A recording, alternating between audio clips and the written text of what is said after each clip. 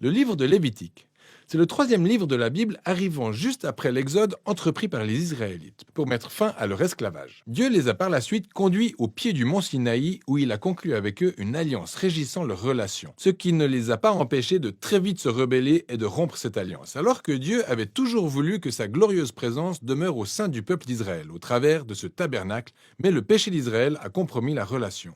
Raison pour laquelle, à la fin d'Exode, le livre précédent, même Moïse, en sa qualité de représentant d'Israël, n'a pas pu entrer dans la tente pour se retrouver en présence de Dieu. Le livre de Lévitique commence par nous rappeler ce problème fondamental avec cette phrase. L'Éternel appela Moïse depuis la tente. La bonne question est donc de savoir comment Israël, par son péché et son égoïsme, peut être réconcilié avec ce Dieu saint. Ce livre apporte la réponse à cette question, à savoir le moyen que Dieu offre gracieusement au peuple pécheur et corrompu de vivre en sa sainte présence. Arrêtons-nous un instant pour approfondir le principe essentiel suivant. Dieu est saint. C'est fondamental pour la compréhension de ce livre. Le terme saint veut simplement dire être mis à part ou unique.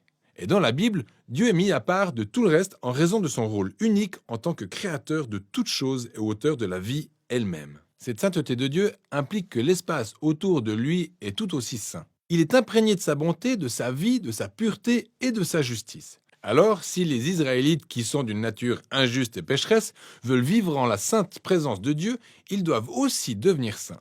Leur péché doit être traité. D'où le rôle du livre de Lévitique qui a une conception symétrique impressionnante. Il développe les trois principaux moyens par lesquels Dieu aide Israël à vivre dans sa présence. Les sections extérieures décrivent les rituels qu'Israël devait pratiquer dans la sainte présence de Dieu. Les sections intérieures suivantes se focalisent sur le rôle des prêtres d'Israël en tant que médiateurs entre Dieu et Israël. Ces sections renferment deux autres sections correspondantes centrées sur la pureté d'Israël. Enfin, en plein cœur du livre figure un rituel clé, le jour des expiations, qui est l'élément central reliant l'ensemble du livre. Le livre s'achève sur une courte section où Moïse appelle Israël à être fidèle à l'alliance. Voyons le livre plus en détail. La première section détaille les 5 principaux types de sacrifices rituels qu'Israël devait pratiquer. 2 d'entre eux étaient des moyens pour un Israélite de remercier Dieu en lui offrant en retour des gages symboliques de ce que Dieu lui avait initialement donné. Les 3 autres sacrifices consistaient à demander pardon à Dieu de différentes manières. Dans ce cas, un Israélite offrait le sang d'un animal tout en confessant que ses péchés ont accru le mal et la mort dans le bon monde créé par Dieu. Mais au lieu de détruire cette personne, Dieu veut naturellement lui pardonner. Ainsi, cet animal meurt symboliquement à sa place et expie ses péchés. Autrement dit, il les rachète.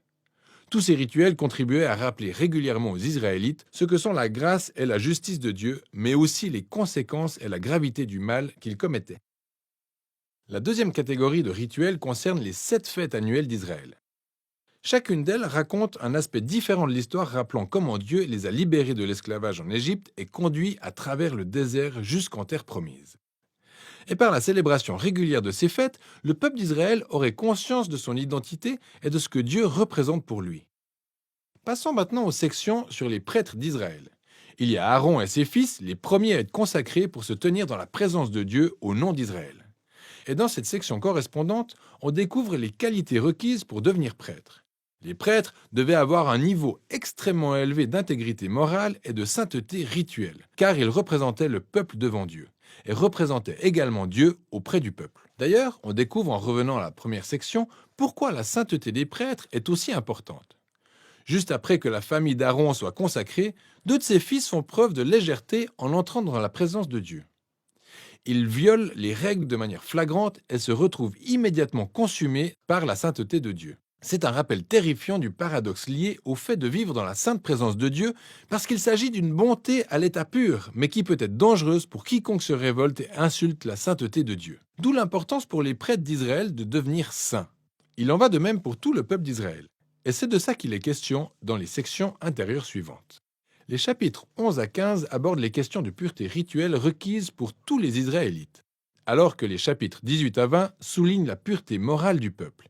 Et voici le décryptage de tout ce jargon de pureté et d'impureté. Étant donné que Dieu est saint et qu'il est mis à part, les Israélites doivent eux-mêmes être dans un état de sainteté quand ils entrent dans sa présence. C'était ce qui s'appelait être saint ou pur. La présence de Dieu était inaccessible à quiconque n'était pas dans un état de sainteté, ce qu'on qualifiait aussi de souillé ou impur. Un Israélite pouvait devenir impur de différentes manières. Ça pouvait être au contact des fluides corporels de reproduction, en ayant une maladie de peau, en touchant de la moisissure ou des plantes parasites, ou en touchant un cadavre. Pour les Israélites, toutes ces possibilités étaient en relation avec la mortalité, la perte de la vie, ce qui nous amène au sens fondamental à la base de toutes ces idées. On devient impur quand on se retrouve contaminé pour avoir touché à la mort, pour ainsi dire. La mort est l'opposé de la sainteté de Dieu, car l'essence de Dieu est la vie. Et maintenant, relevons ce point clé. Le simple fait d'être impur n'était pas un péché ou quelque chose de négatif en soi. Le fait de toucher ce genre de choses faisait partie des actes normaux du quotidien, et l'impureté était un état temporaire. Ça durait seulement pendant 1 ou 2 semaines, et c'en était fini. Ce qui était mauvais, ou un péché, était de faire preuve de légèreté en gardant ces symboles de mort et d'impureté sur son corps pour se tenir dans la présence de Dieu. Alors, le dernier moyen par lequel on pouvait devenir impur était de manger certains animaux. C'est dans cette section que figurent les lois sur l'alimentation cachère. C'est vrai qu'il existe plusieurs théories sur les raisons pour lesquelles certains animaux étaient considérés comme impurs et interdits, que ce soit pour cause d'hygiène ou pour éviter des tabous culturels. Le texte n'est pas explicite, mais l'élément de base liant l'ensemble de ces chapitres est très clair. Ensemble, ces règles sont une suite de symboles culturels détaillés, rappelant à Israël que la sainteté de Dieu devait affecter tous les aspects de leur vie. La section correspondante d'ici concerne la pureté morale d'Israël. Les Israélites étaient appelés à vivre différemment des Cananéens. Ils devaient prendre soin des pauvres au lieu de les ignorer, avoir un excellent niveau d'intégrité sexuelle et promouvoir la justice sur tout leur territoire. Alors, situé en plein centre du livre, figure la longue description de l'une des fêtes annuelles d'Israël, le jour des expiations. Il est fort probable que le péché et la rébellion de chaque Israélite n'étaient pas couverts par les sacrifices individuels, alors 1 fois par an, le grand prêtre prenait 2 boucs. L'un d'entre eux servait d'offrande de purification pour expier le péché du peuple, et l'autre servait communément de bouc émissaire. Le prêtre confessait les péchés d'Israël et les transférait symboliquement à ce bouc, avant de le chasser très loin en plein désert. Ceci est encore une autre image démontrant la force du désir que Dieu a doté le péché et ses conséquences de son peuple pour qu'il puisse vivre avec eux en paix. Le livre s'achève avec Moïse appelant Israël à être fidèle au terme de l'alliance. Il décrit les bienfaits de la paix et de l'abondance qu'expérimenteront les Israélites s'ils obéissent à toutes ces lois. Il les avertit aussi que s'ils sont infidèles et déshonorent la sainteté de Dieu, ils inviteront les désastres qui finiront par causer leur propre exil hors de la terre promise à Abraham.